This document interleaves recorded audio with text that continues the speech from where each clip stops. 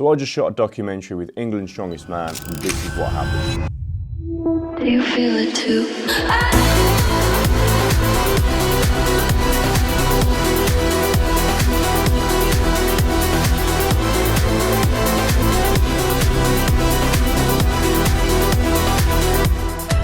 So I've been filming with the legendary up-and-coming athlete that's taken over the strongman industry, Kane Francis. Now this one was absolutely mental. There was multiple day shoots, there was multiple people on set, a major fitness company involved. It was absolutely mental. So for this one, I headed down to Southampton. I went there the night before to make sure I was well rested and prepared. This is where I met up with my second shooter, or first AC, Duncan. We talked over pretty much what was going on, and then we both got some well-needed rest because we had a crazy day ahead of us.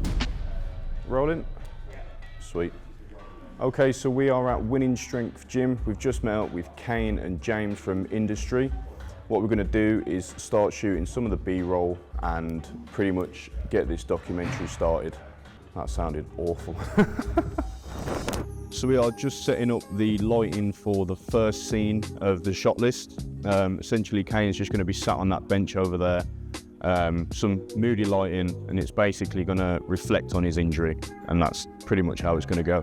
Yeah, plan is nice bit of overhead lighting, but we'll work off what's in the gym already because it's quite bright in here, so I don't think the moody look will really work, but we'll see how it goes. So, in terms of lighting, we have the Nanlite 300C, so that'll be my key light on the majority of the shots.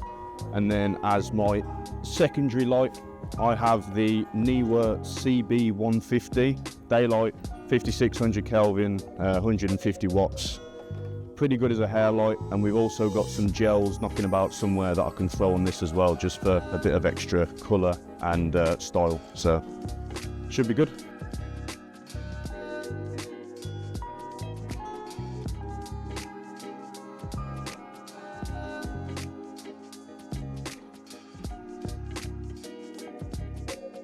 I've got what's this one? I've got a 10 metre and a 2 metre extension lead. There's bound to be plug sockets somewhere. There's an extension lead there, so should be a power source. That's one of the main issues we run into. Just getting power to all your kit. Yeah, might have to bump the front of the seat up a bit, just so it's comfortable. Grab that out, you might. Does look nice, so that's too much MD. Let's have a look. Do you want me to face it or just look forward? Yeah, look forward. Pretend I'm not here. But just be like deep in thought, if that makes sense.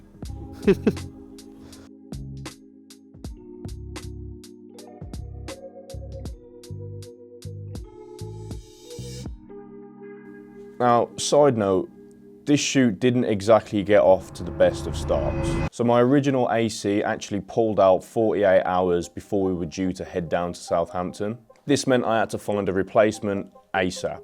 After reaching out to a bunch of people and working through my network as a videographer, I managed to come across Duncan. Now, in a way, this actually worked out for the best because Duncan came down with his FX6, which added a whole nother level of professionalism and quality to this project. In terms of financials and planning though, it was a bit of a ball ache. I had to change names on hotels and accommodation and things like that. And it was a bit awkward showing up to the shoot with someone that wasn't initially part of it, essentially. And yeah, it was all just a bit last minute and it just wasn't the way I like to do things, but that brings me on to my next point. Now, I always plan these shoots down to the very last detail, which means things could have been a right side worse if I hadn't done that for this shoot. Being organised is better for everyone involved, including myself. For this shoot, I had schedules created, I had multiple printouts of all the pre-production documents so everyone involved knew what was going on. And all this was set up and sent over weeks before the actual shoot date. That way, we could make sure that everyone was on board with what was going on, everyone was available, and it just made the whole thing a lot smoother, a lot simpler, and more professional on my end.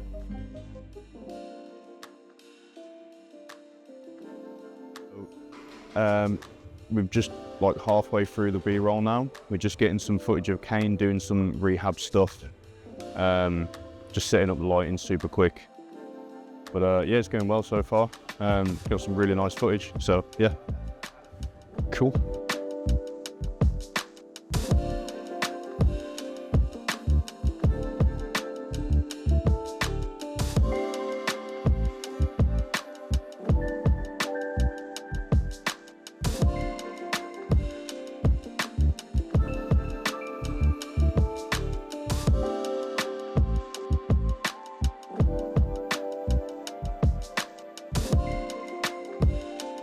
Ready to go? Cool. So what I've brought with me for this shoot is a gel attachment and some coloured gels. So essentially, I'm just gonna try out a couple of different looks with this light and see what we can get. The main key light is RGB, so I've not got to use any gels on that. This one is fixed at 5600 Kelvin. So essentially, just gonna plonk this on here, and if it will go on, first try, lock it in place. And then on the front of that, I have yellow, red and green gels and a blue one, I think, that I can literally just slot in and drop on. And obviously that changes the color of the light and we can get some nice funky effects out of that. So yeah, should be good. Let's see how it goes.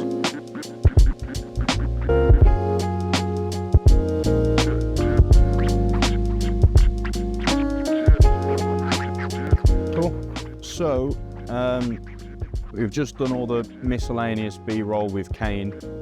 What we're going to do now is grab some training footage. So his training day today is deadlifts, so we're going to have him set up and do some stuff for that, and sort of get some nice symbolic footage of him around the log press, since that was what caused his injury.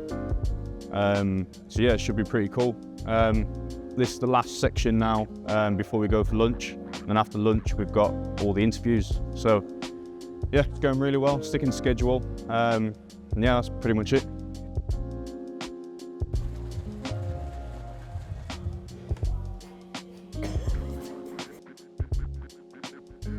So we have got pretty much all the B-roll we need. Kane just did some rehab with his coach. He had some like acupuncture stuff, which was quite cool. So these are not always, they're chronically weak in so many people. So it's good to kind of give them a stimulus with the electricity. It's the same with the glutes. Yeah, it's always stabilizers. We're just setting up now for the interview. I wanted to have the log in the background for obvious reasons. And then you've got the logo of the gym and stuff, which is quite nice. We're going to have 2 lights set up and maybe some tube lights, but we've got the key light here. We're going to have a hair light over there, and then we'll plonk Kane in the middle somewhere. So we'll set it up, test it out and see how it looks.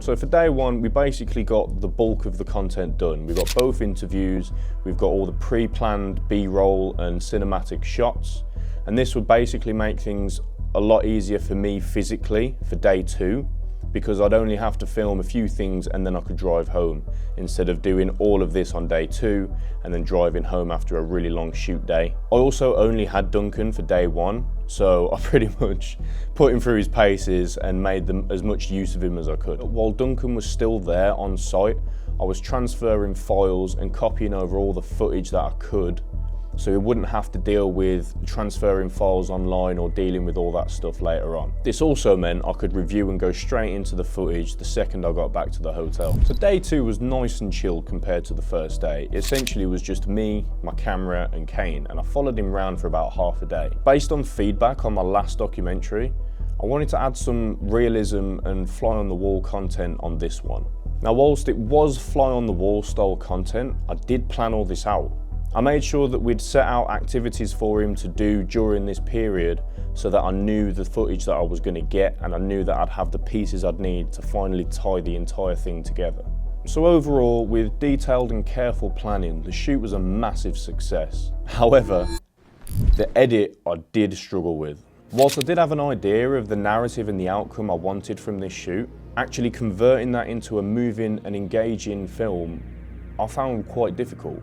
This essentially resulted into an entire re-edit of the documentary, but that was the right decision, as the final project I think turned out way better. But yeah, I actually really enjoyed making this documentary. I really enjoyed working with people in an industry that I'm really passionate about, which meant it was well worth the money I invested in to make it happen. So I don't actually know what's next for me and documentary filming, but comment down below what you think we should do next and what you'd like to see from the channel. Cool. See you in a bit.